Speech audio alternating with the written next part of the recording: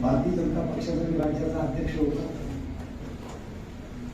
पवार साहेबांकडून अजितदादा बोलायचे, कधी कधी सुनील तटकरे यायचे.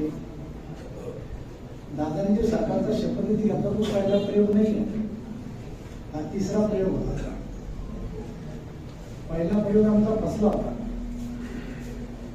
आणि तो प्रयोग असा होता की आपण ती बघून सरकार चालू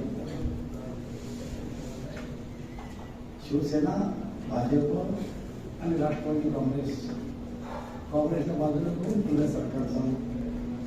कोण मंत्री होणार नावे ठरले, कोणता पालकमंत्री पदाचे होणार हे ठरले.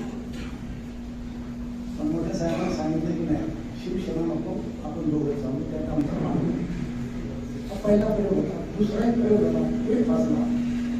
आणि तिसरा प्रयोग झाला सगळ्यांच्या शपथविधीचा.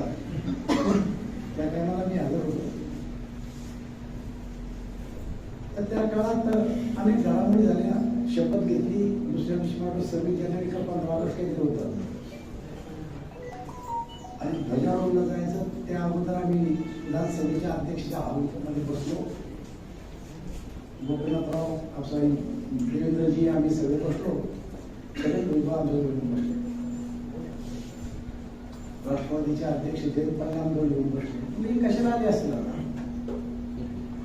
आणि दादाला घेऊन गेले. मी देवेंद्र मध्ये निवडू नका ना, आम्ही म्हणजे परत येणार. ते गेले पांगला आमचा प्रयोग. आणि मग आता शेवटचा जो प्रयोग झाला त्याही वेळेस मी जवळपास बऱ्याच घडामोडीमध्ये होतो.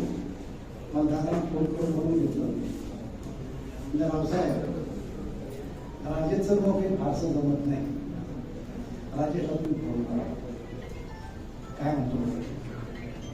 आणि दादा तुम्ही लावा पाहिला नाही म्हणजे दादा तुम्ही लावा पाहिजे.